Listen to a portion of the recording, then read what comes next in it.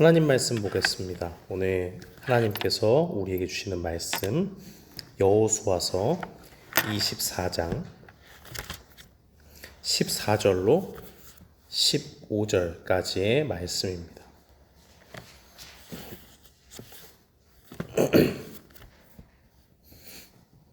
여호수아서 24장 14절로 15절까지의 말씀.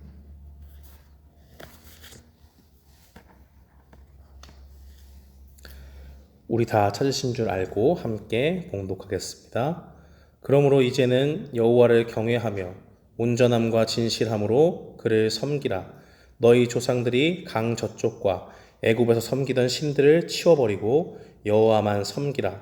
만일 여호와를 섬기는 것이 너희에게 좋지 않게 보이거든 너희 조상들이 강 저쪽에서 섬기던 신들이든지 또는 너희가 거주하는 땅에 있는 아모리 족속의 신들이든지 너희가 섬길 자를 오늘 택하라. 오직 나와 내 집은 여호와를 섬기겠노라 하니.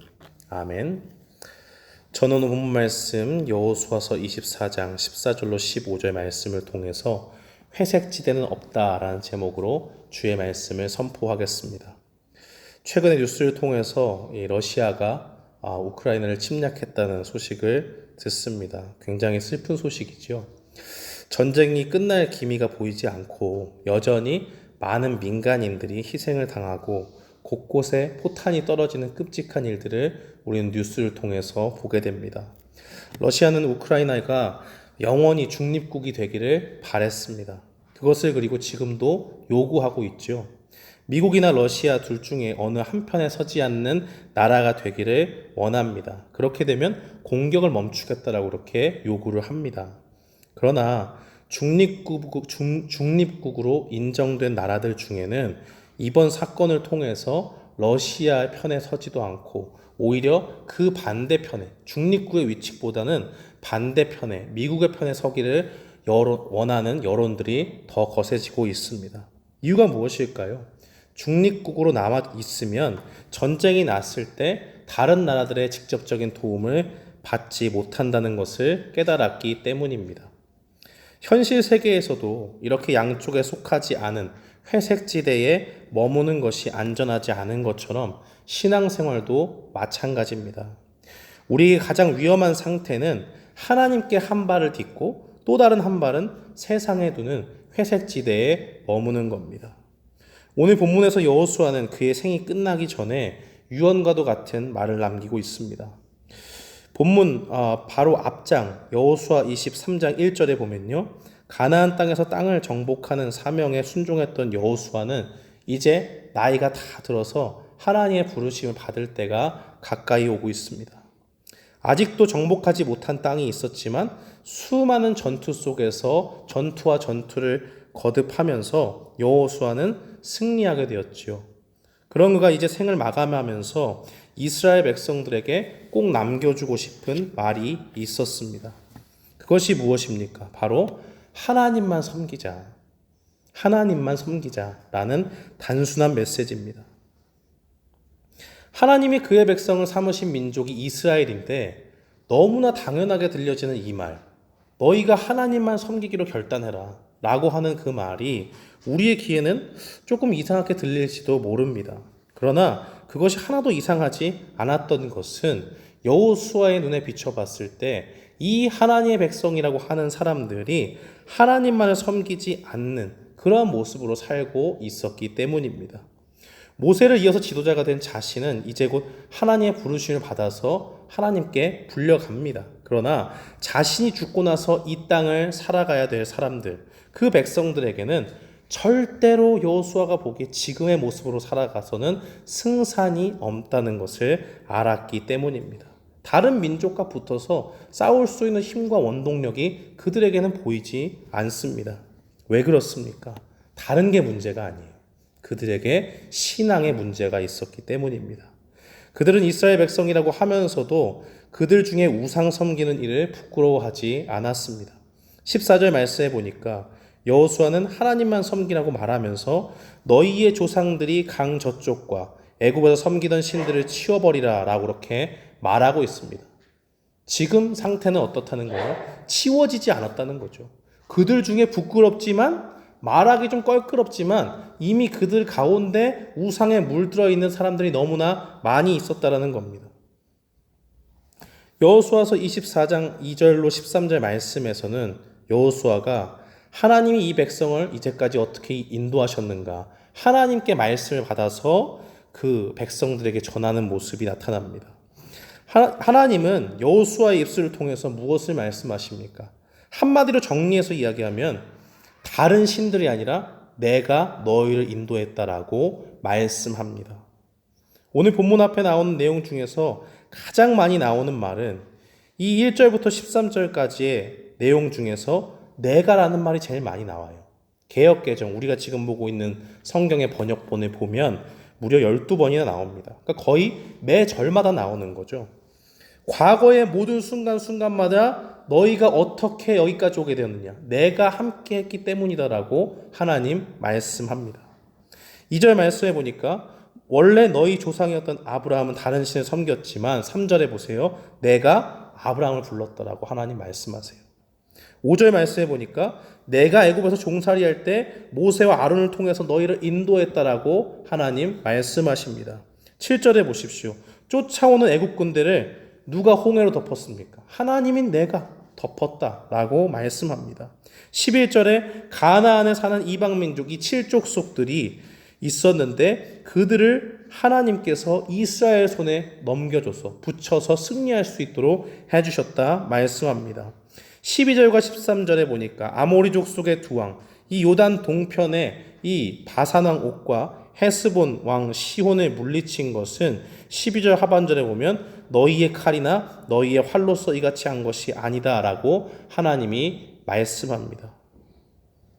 그 땅에서 경작하지 않은 땅과 건설하지 않은 성은 누가 주었습니까? 바로 이 말씀을 하고 있는 내가, 하나님인 나인 내가 너희에게 다 주었다라고 하나님이 말씀합니다. 내가 주었기 때문에 너희가 그 땅 가운데 있고 심지 않은 포도와 감람나무 열매를 지금 먹고 있지 않느냐? 내가 주었다라고 말씀합니다. 여호수아는 하나님을 온전히 섬기지 못한 이스라엘 백성들에게 하나님께 말씀을 받아서 전하고 있습니다.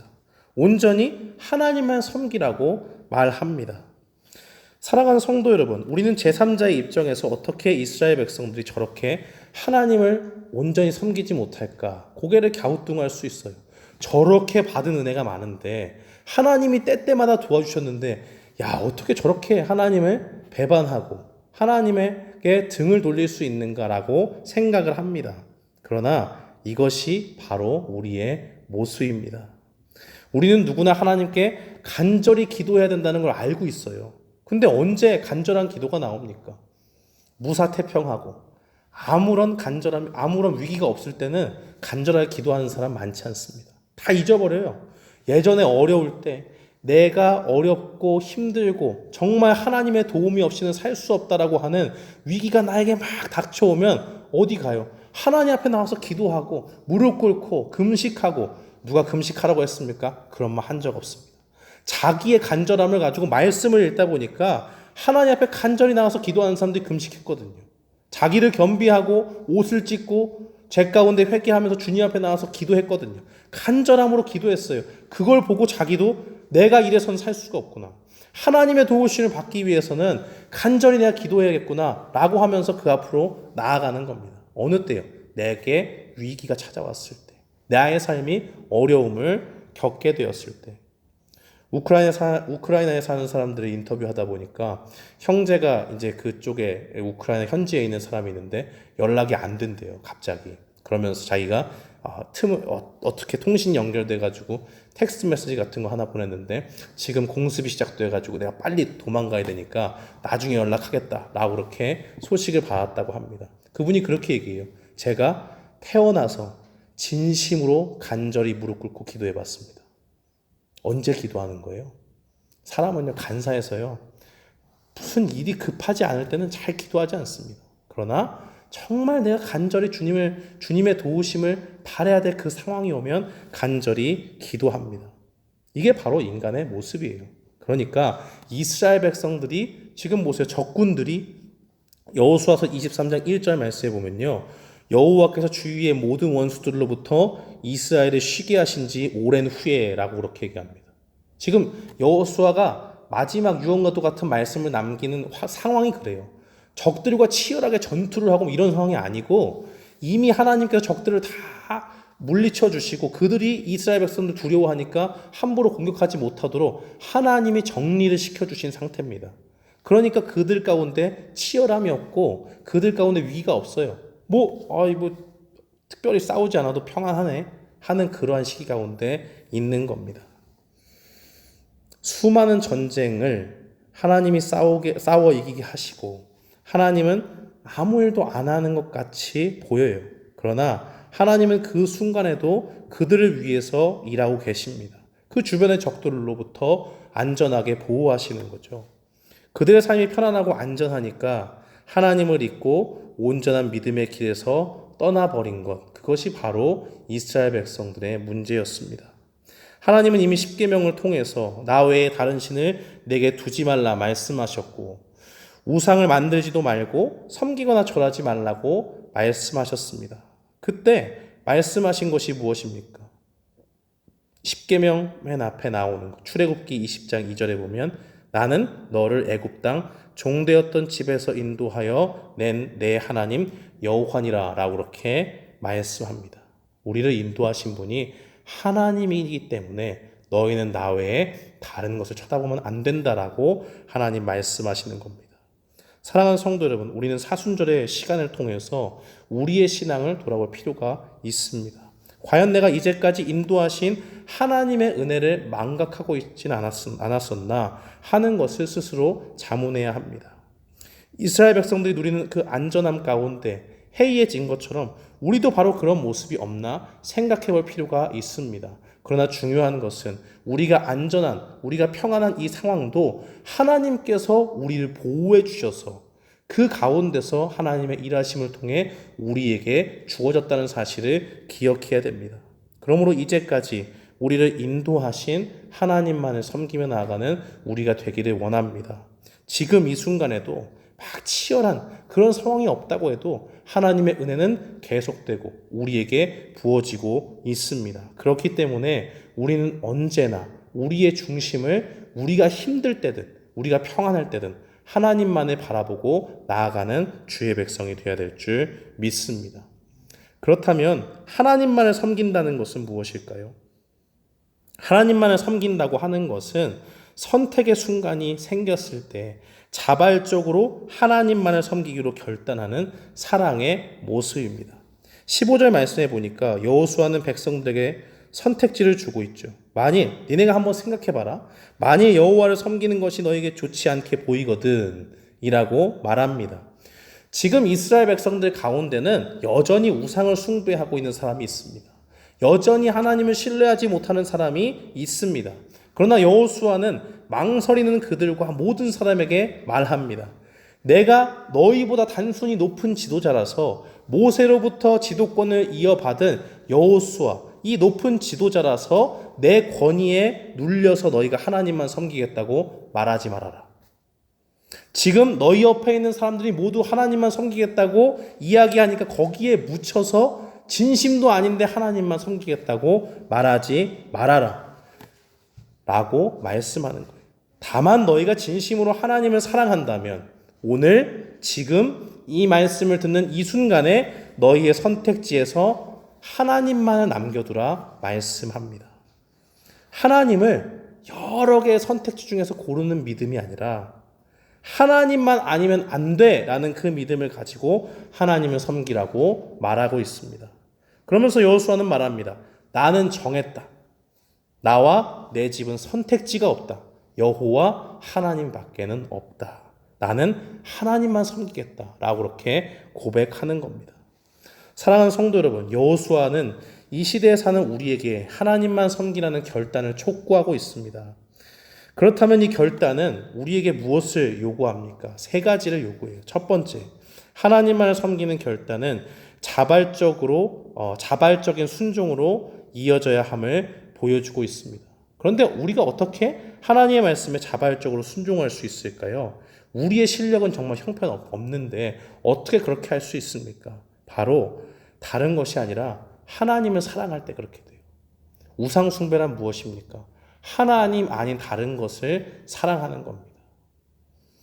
여호수아 23장 11절 말씀은 여호수아는 하나님만 따르라고 섬기면서 하나님만 따르라, 하나님만 섬겨라 라고 이야기하면서 그러므로 스스로 조심하여 너희의 하나님 여호와를 사랑하라 라고 그렇게 말하고 있습니다.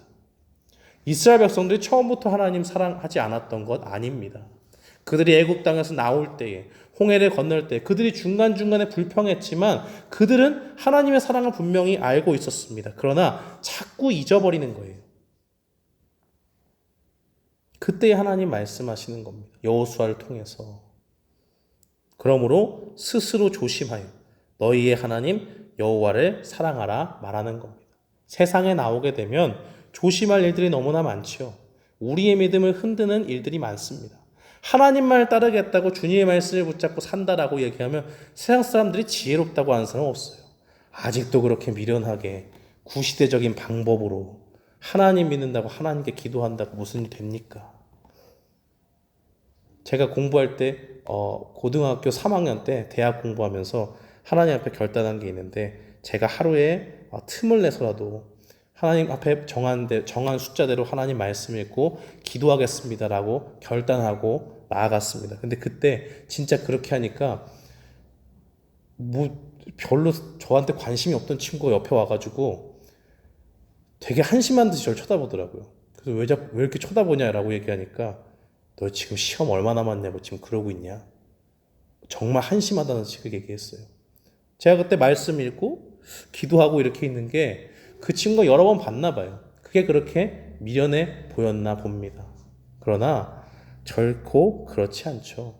하나님께서는 그렇게 할 때에 하나님의 크신 은혜를 줍니다. 우리가 세상에서 조롱당하는 것 아무것도 아닙니다. 하나님이 우리에게 더 큰 것을 허락하시기 때문에 그러한 조롱은 우리가 차치하고 넘길 수 있는 믿음으로 나아가야 됩니다. 근데 주님을 사랑하면 그것이 가능해져요. 그 사람의 말을 듣고 그 친구의 말을 듣고 제가 그만뒀겠습니까? 아니요. 하나님을 내가 더 사랑해야 되구나. 하나님께서 하나님의 뜻 가운데 나아가는 사람들이 핍박받는다는 게 바로 이런 걸 말하는 거구나 라고 깨달았습니다. 사랑하는 사람이 있으면 그 사람의 말은 곧 우리에게 다른 무엇보다도 중요한 것이 됩니다. 왜 그렇잖아요. 남자들이 결혼하고 나면 친구들이 많고 막 사교 클럽에 많이 가입되어 있는 분들은 굉장히 곤혹을 치를 때가 있습니다. 막 친구들과 놀기 좋아하고 막 이러다가 결혼한 다음에 사람이 바뀌었다라고 이야기하면서 친구들이 서운해할 때가 있잖아요. 그 사람의 행동이 왜 갑자기 바뀔까요? 일찍 들어가지 않던 사람이 왜 자꾸 집에 일찍 들어갈까요? 바로 사랑하는 아내가 생기고 연인이 생기고 자기의 사랑을 듬뿍 원하는 자녀들이 생기니까 그 아이들과의 약속, 그 사람과 함께 지내기로 했던 그 약속의 말이 훨씬 더 중요하게 여겨지기 때문입니다. 그렇기 때문에 다른 약속보다도 그 약속이 제일 중요한 거예요. 그 사람과 한 약속, 그 사람과 한 말의 무게가 더 큰 겁니다. 사랑하는 성도 여러분, 하나님은 우리를 얼마나 사랑하십니까? 우리가 하나님께 나아가서 우리를 구원해달라고 요청한 적이 없어요. 그저 우리는 아무것도 모르는 무지함 가운데서 죄 가운데 허덕였을 뿐입니다. 그러나 죄인인 우리를 불쌍히 여기시는 하나님께서 독생자를 아낌없이 우리 가운데 십자가에서 내어주셨습니다. 그 예수님께서는 우리를 위해서 자기 목숨을 내어주셨고 우리를 위해서 피를 흘리셨습니다. 그래서 사도는 증거하기를 에베소서 2장 4절로 5절 말씀에서 본질상 진노인 우리가 긍휼이 풍성하신 하나님의 큰 사랑을 인하여 우리가 구원받았다라고 증거합니다. 사랑하는 성도 여러분, 하나님께서는 아브라함을 택하신 것처럼 이스라엘 백성을 자기의 백성으로 삼아주신 것처럼 우리 한 사람 한 사람을 큰 사랑으로 구원해 주신 줄 믿습니다. 그것이 우리의 공로가 아니고 우리의 모습이 하나님 앞에 의로웠기 때문이 아니라 주님의 크신 사랑이 허다한 우리 죄를 덮었기 때문인 줄 믿습니다. 그러므로 우리의 모습에 우리가 초라해 보인다 할지라도, 다른 사람들이 우리의 모습을 평가절하하고 우리를 좀 무시한다고 할지라도 거기서 우리의 자존감을 잃을 필요가 없습니다. 때로는 우리가 무시를 당하는 것처럼 연약한 때에 있을지라도 하나님은 무엇을 말씀하십니까? 내가 너를 사랑해서 나의 자녀로 삼았다라고 말씀합니다. 그러므로 우리는 우리를 사랑하시는 그 주님의 사랑을 기억하고 하나님 앞에 사랑 가운데 기꺼이 주님 앞에 주님을 사랑으로 섬기는 우리 모두가 되어야 될 줄 믿습니다. 둘째로 우리가 깨달아야 될 것은 하나님만 섬기라는 결단은 죄악을 깨달았다면 지금 바로 회개하라고 하시는 하나님의 말씀입니다. 여호수아는 세겜에서 그들을 모으고 그들에게 오늘 택하라 라고 그렇게 말씀하죠.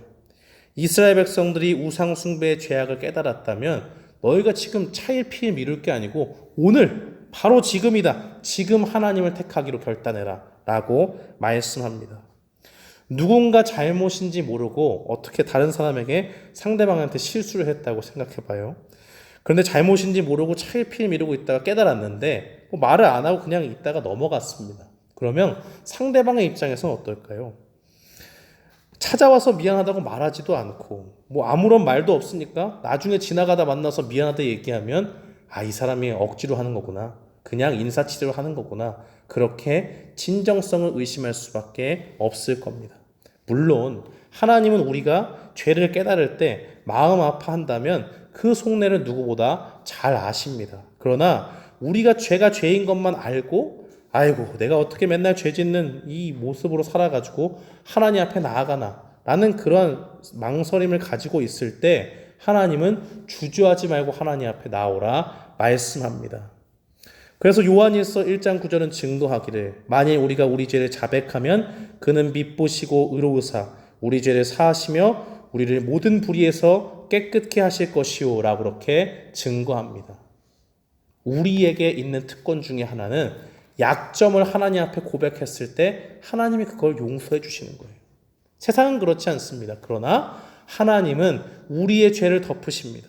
우리의 죄를 주의 보혈로 용서해 주십니다. 우리가 잘못한 것이 있으면 바로 나와서 용서를 빌고 회개하기를 원하십니다.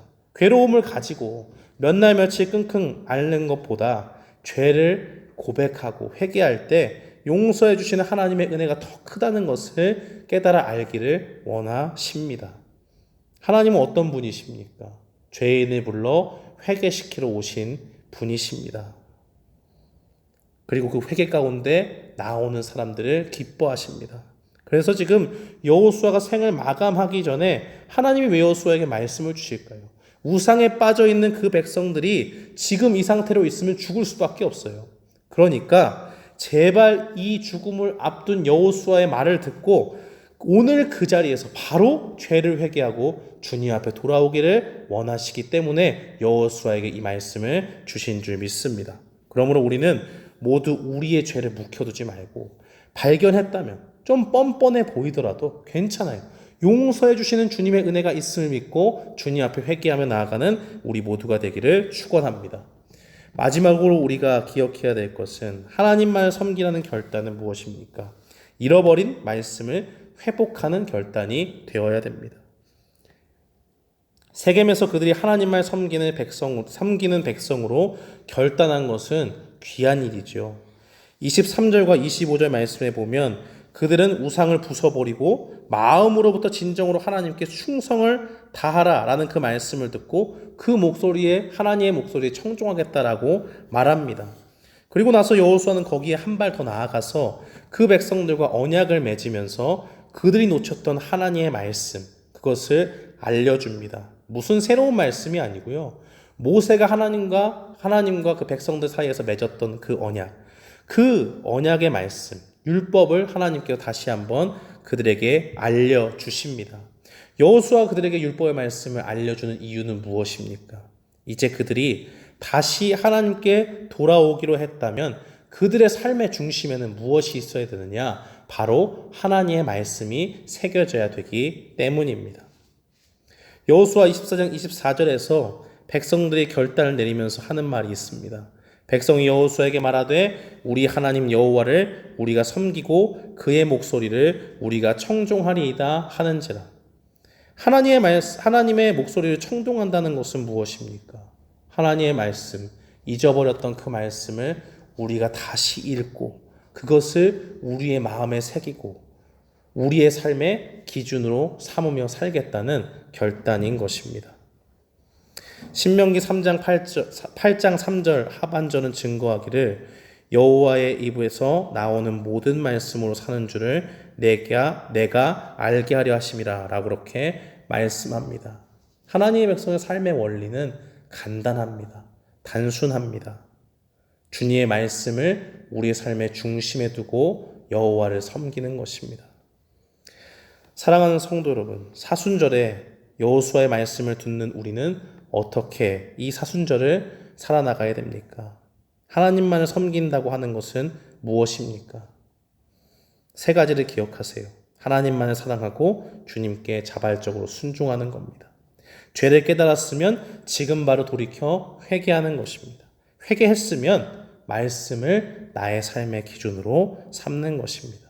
오늘 이 말씀을 기억하면서 날마다 하나님만을 섬기겠다고 고백하며 나아가는 믿음의 백성들이 되기를 주님의 이름으로 축원합니다. 아멘.